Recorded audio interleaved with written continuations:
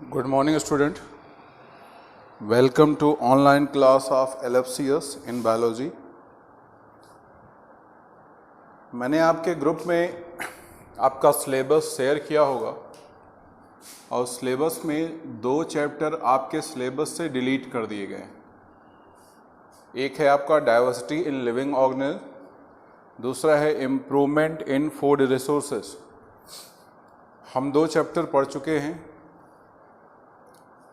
First chapter और दूसरा chapter हमारा था टिश्यू में लास्ट टॉपिक जो मैंने आपको पढ़ाया था वो पढ़ाया था नर्व सेल के स्ट्रक्चर के बारे में। क्लास 9th में केवल उतना ही है नर्वस सिस्टम में।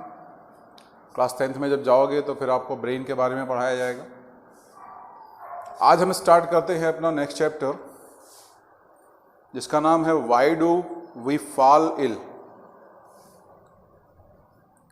और इसमें सबसे पहली चीज हमसे पूछी जाती है definition of health. What is health और हेल्थ की डिफिनीशन क्या होती है। तो हमसे कहता है क्या, अच्छा एक चीज और याद रखिएगा, मैंने इस चैप्टर का एक पीडीएफ नोट आपको भेजा है। इस पूरे चैप्टर का एक पीडीएफ नोट मैंने आपको शुरू में ही कल ही भेज दिया था। उस पीडीएफ नोट को एज इट इज आप अपनी कॉपी में नोट कर डालिएगा, ठीक है ना। और ये जो चीज़ें बता रहा हूँ इसको भी अगर इसमें उससे कोई चीज़ एक्स्ट्रा मिलेगी जो आपके पीडीएफ में नहीं दी गई होगी तो आप यहाँ से उसको नोट कर सकते हो। बाकी मोस्टली ये चीज़ें हम आप लेक्चर में पढ़ेंगे हमारे समझने के लिए। तो कहता अगर हेल्थ की डिफिनीशन की बात करते हैं तो कहता है according to WHO World Health Organization. WHO का फुल फॉर्म क्या होता है? World Health Organization. In 1948 according to WHO World Health Organization 1948 health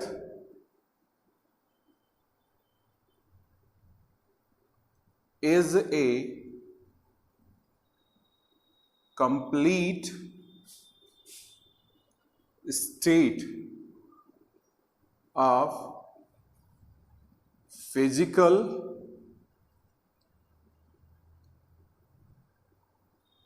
mental and social well-being।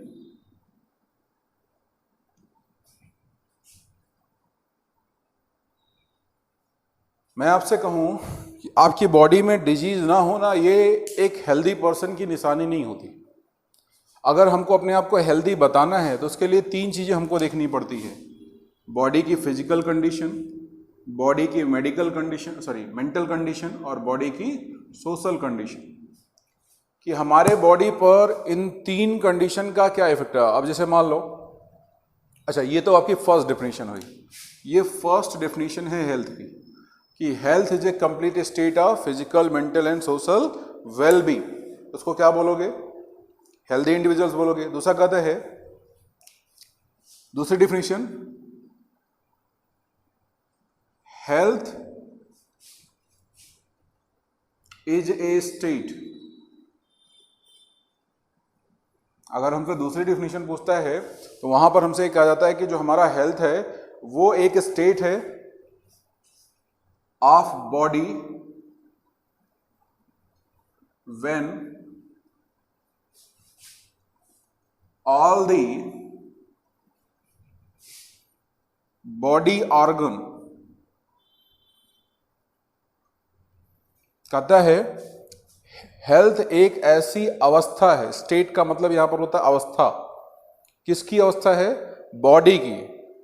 क्या होता है वहां पर? कहता है व्हेन ऑल बॉडी ऑर्गन, हमारे शरीर के जितने भी ऑर्गन हैं, एंड सिस्टम, ऑर्गन और ऑर्गन सिस्टम फंक्शनिंग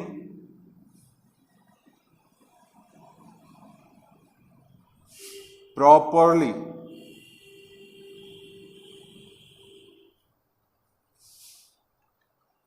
हमारे बॉडी के जितने भी सिस्टम हैं, ठीक है, वो सारे के सारे इस अवस्था में हों कि हमारे बॉडी आर्गन या हमारे बॉडी आर्गन सिस्टम के जितने भी स्ट्रक्चर हैं वो परफेक्टली क्या करें, वर्क करें।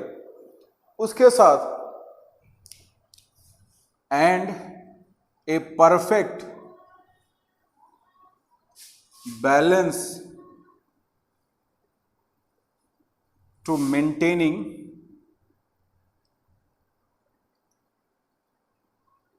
देखो, सबसे पहली चीज कहता है कि बॉडी की वो अवस्था है जहां पर बॉडी के आर्गन या बॉडी के आर्गन सिस्टम प्रॉपर वे में फंक्शन करते हैं और उसके साथ साथ एक परफेक्ट बैलेंस बनाते हैं। अगर पूछेगा ये परफेक्ट बैलेंस कहां बनाएंगे या क्यों बनाते हैं, ठीक है, तो कहता है कि perfect balance to maintaining system functioning properly, a perfect balance to maintain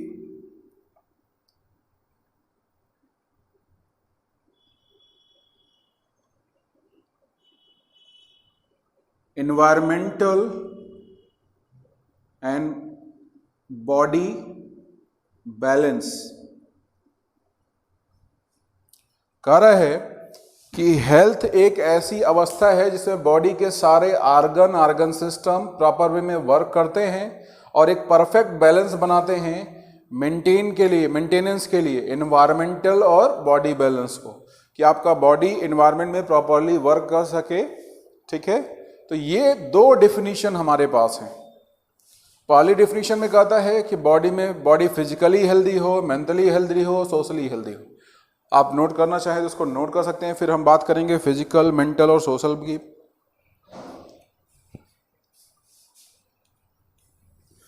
देखिए, सबसे पहली बात हम इसमें करेंगे, व्हाट इज फिजिकल हेल्थ। हमने 3 की बात की है ना, और इन तीनों की बात हम यहां पर करेंगे। फर्स्ट है आपका physical, second mental and third social. ये 3 चीजें हैं और इन तीनों की बात हम यहां पर करेंगे कि भाई फिजिकल क्या होता है, मेंटल कंडीशन बॉडी की क्या होती है और सोशल कंडीशन क्या होती है। तो कहता है physical condition, all the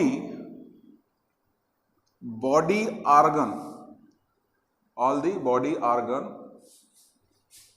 function normally, मतलब डिजीज फ्री कंडीशन हो। अगर आपके बॉडी के सारे आर्गन प्रॉपर वे में फंक्शन कर रहे हैं, आपकी बॉडी का होमियोस्टेसिस डिस्टर्ब नहीं है। होमियोस्टेसिस क्या होता है, एक प्रॉपर इंटरनल एनवायरमेंटल कंडीशन। जैसे मान लो मैं कहूँ अगर आपके बॉडी का टेम्परेचर 37 है तो 37 ही हो, 38 ना हो, 36 ना हो। तो 37 क्या है हमारे लिए, एक प्रॉपर होमियोस्टेसिस कंडीशन है। तो कहता है कि जहां पर फिजिकल कंडीशन वो कंडीशन होती है जहां पर बॉडी के सारे आर्गन नॉर्मली फंक्शन करते हैं और बॉडी पर कोई डिजीज नहीं होती। डिजीज ना होना ये हेल्थ का एक कैरेक्टर है। लेकिन अगर आप डिजीज फ्री हैं इसका मतलब ये नहीं कि आप हेल्दी हैं। आप अगर डिजीज फ्री हैं तो हम ये नहीं कह सकते कि हाँ आप हेल्दी हैं। हेल्दी के लिए हमको क्या होना चाहिए, फिजिकली, मेंटली और सोशली फिट होना चाहिए। जब ये तीनों चीजें अच्छी होंगी तभी हम उसको हेल्दी पर्सन बोलेंगे, नहीं तो हम उसको हेल्दी पर्सन नहीं बोलेंगे। दूसरा आता है मेंटल कंडीशन या मेंटल हेल्थ। तो कहता है मेंटल हेल्थ की बात करता है तो ए स्टेट, अवस्था ऑफ हार्मोनी बैलेंस। कहता है बॉडी की वो अवस्था जिसमें बॉडी का जो होता है वो हार्मोनी बैलेंस होता है बिटवीन इंडिविजुअल्स, बिटवीन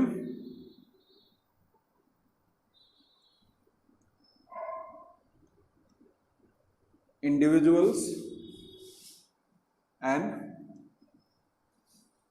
सराउंडिंग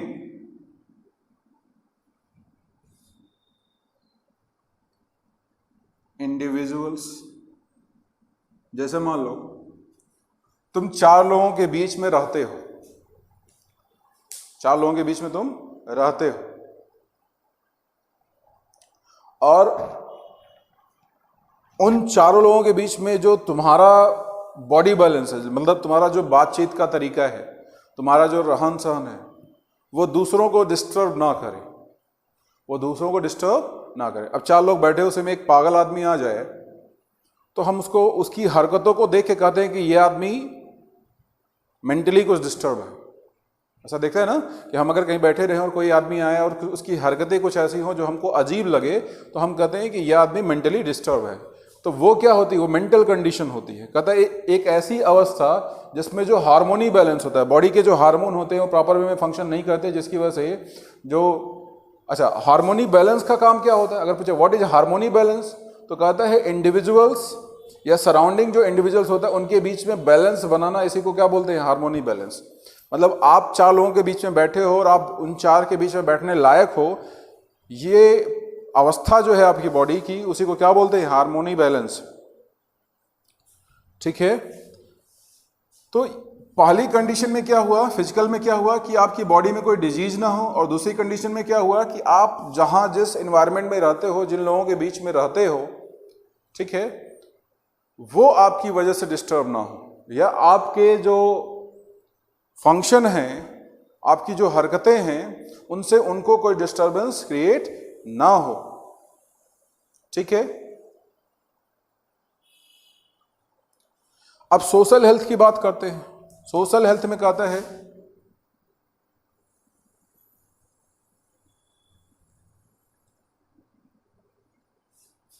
आपके पास जो इंडिविजुअल्स हैं, या जो इंडिविजुअल्स हैं जिसके हम हेल्थ की बात करते हैं, हैव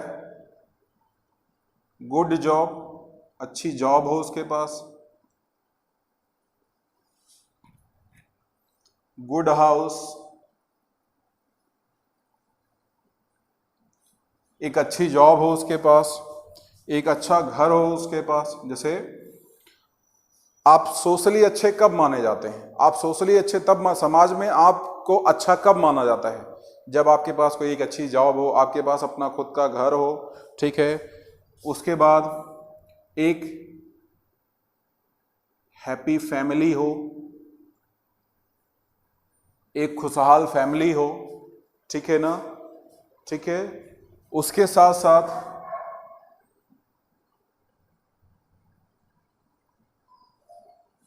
गुड नाइबर्स हो, जो आपके पड़ोसी हैं, ठीक है,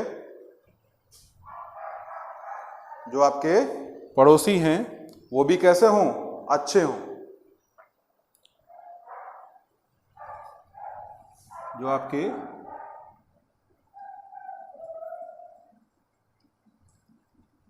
नेबर्स हैं, आपके जो पड़ोसी हैं, वो भी कैसे हों? अच्छे हों।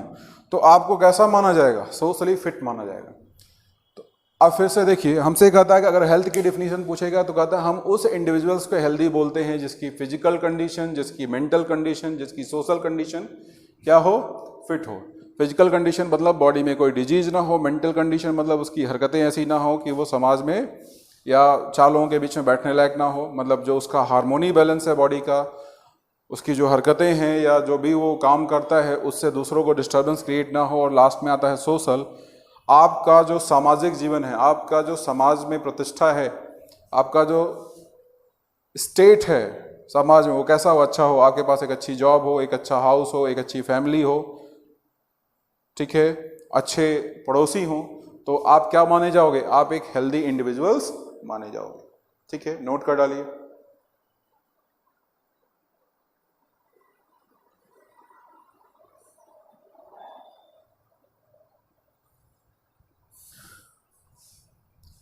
इसके बाद ये तो हमने केवल अभी हेल्थ की डिफिनीशन पढ़ी।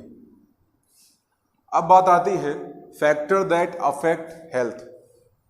किसकी बात करेंगे? फैक्टर दैट अफेक्टेड हेल्थ, जो हमारे हेल्थ को अफेक्ट करते हैं। उसमें पहला आपका आता है फिजिकल फैक्टर, फिजिकल फैक्टर। अभी हमने लिखा था फिजिकल फैक्टर या फिजिकल हेल्थ, तो फिजिकल हेल्थ में हमने क्या लिखा था कि बॉडी का जो सारे आर्गन है वो प्रॉपर वे में फंक्शन करे, तो उसको हम क्या बोलते थे, फिजिकली हेल्दी बोलते थे। अब फिजिकल फैक्टर, मान लो जैसे आप देखते हो कि अगर मौसम बहुत ज़्यादा चेंज हो, मौसम बहुत ज़्यादा चेंज है मतलब टेम्परेचर बहुत ज़्यादा अचानक से, सुबह दिन में गर्मी ज़्यादा पड़े, रात में ठंडी ज़्यादा पड़े, तो लोगों को सर्दी जुकाम हो जाता है। और उसमें जो आपके बॉडी के आर्गन हैं, वो बॉडी के आर्गन क्या होते हैं, प्रॉपर वे में फंक्शन नहीं करते। आप बरसात में भीग जाओ तब भी आपको जुकाम हो जाता है, ठीक है। आप गर्मी में कहीं हाई टेम्परेचर में चले जाओ, आपको लू लग जाए, तब भी आपके बॉडी बैलेंस क्या हो जाते हैं, डिस्टर्ब हो जाते हैं। तो अगर फिजिकल फैक्टर की बात करते हैं तो उसमें कहता है आपका लाइट आ गया, टेम्परेचर आ गया, ठीक है, नेचुरल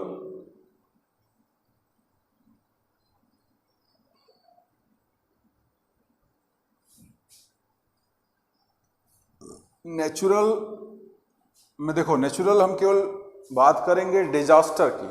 अब नेचुरल डिजास्टर की अगर हम बात करते हैं तो नेचुरल डिजास्टर की अगर बात की जाएगा तो उसमें बहुत सारी चीजें आती हैं। नेचुरल डिजास्टर में कई सारे चीजें आती हैं, जैसे मान लो बाढ़ हो गया, ठीक है, आपका भूकंप हो गया,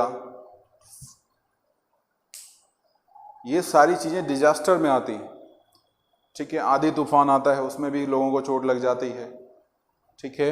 या इसी में हम एक और ऐड कर लें, रेनफॉल। मैंने आपको बोला कि अगर आप पानी में भीगते हो तब भी आपका जो फिजिकल हेल्थ है या आपकी जो बॉडी है उस पर इफेक्ट आता है। तो फिजिकल फैक्टर जो हमारे एनवायरनमेंट में चीज़ें हैं जो हमारी बॉडी पर इफेक्ट डालते हैं, वो सारे क्या आते हैं, वो सारे के सारे आते हैं फिजिकल फैक्टर में।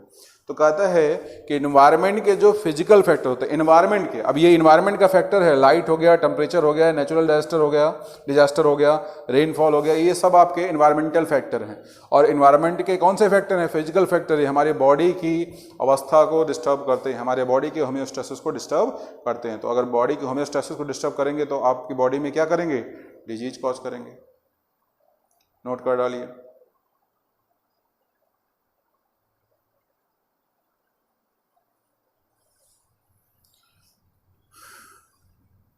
ये तो आपका फिजिकल फैक्टर था। दूसरा, सेकंड, सोशल फैक्टर।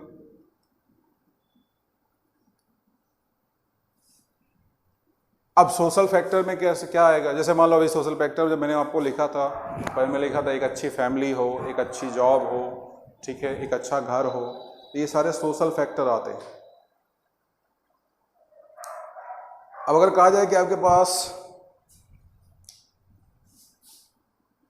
सबसे पहली चीज फैमिली एटमॉस्फियर, फैमिली के अंदर आपके माहौल कैसा रहता है, आपकी फैमिली कैसे रहती है, लोगों का बोल चाल कैसा है, आपस में लोगों के साथ बर्ताव कैसा है, लोग एक दूसरे से अच्छे से बोलते हैं कि नहीं बोलते हैं, रोज झगड़ा तो नहीं करते हैं।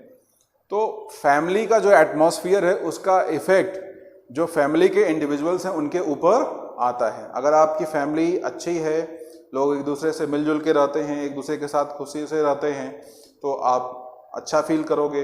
अगर रोज लड़ाई झगड़ा होता है तो आप बुरा फील करोगे। आई बात समझ में। हाउस कंडीशन, हाउस कंडीशन मतलब आपके घर की माली हालत, भाई घर में पैसे हैं, खाने के लिए चीज़ें हैं या नहीं हैं, तो ये हाउस कंडीशन में आता है। आपके पास एक अच्छी जॉब है या नहीं है, ये भी आपके हाउस कंडीशन में आ सकता है, ठीक है। और इसी में रिलेशनशिप विद अदर्स, दूसरों के साथ आपका रिलेशनशिप कैसा है। भाई जैसा रिलेशनशिप आपका दूसरे के साथ होगा, दूसरे का भी आपके साथ वैसा ही होगा। तो आप अगर किसी के साथ अच्छा व्यवहार करोगे तो आप दूसरा भी आपके साथ अच्छा व्यवहार करेगा। तो वो किस में आता है, सोशल फैक्टर में आता है। ठीक है, नोट कर लीजिए।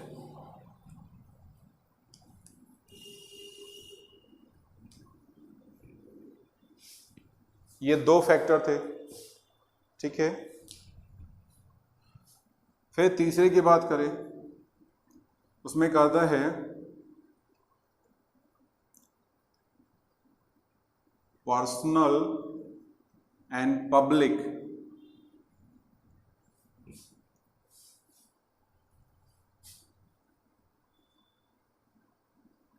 क्लीननेस या hygienic condition. Personal and public cleanness.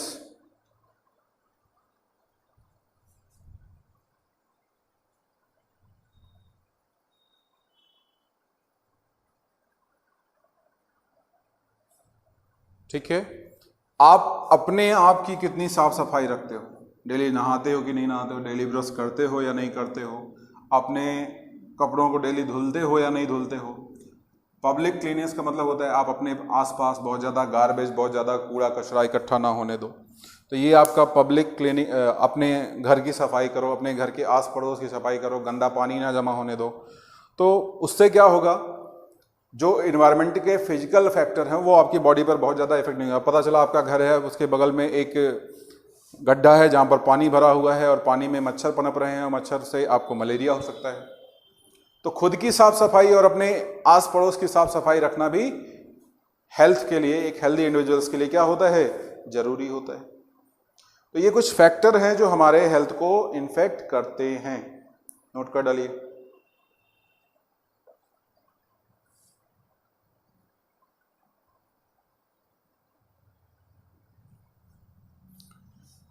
अच्छा, अब ये तो हेल्थ था और हेल्थ को अफेक्ट करने वाले फैक्टर थे।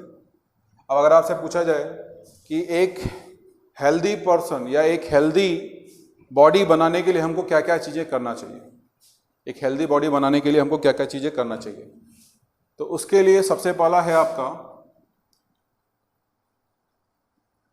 Balance diets,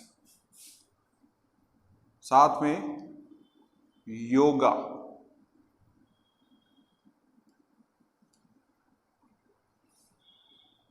meditation. ये कुछ ऐसी बेसिक चीजें हैं।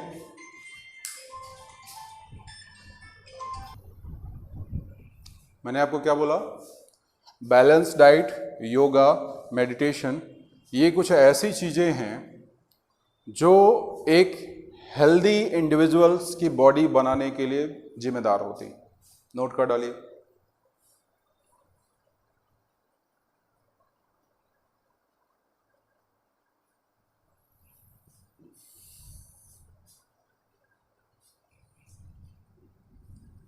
अब बात करेंगे हम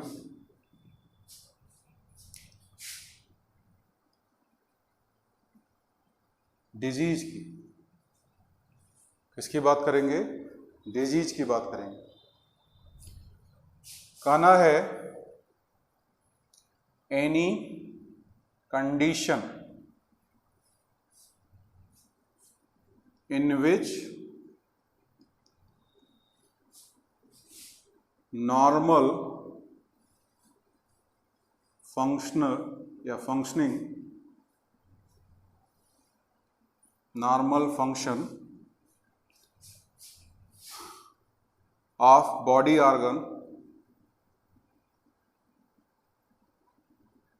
are affected।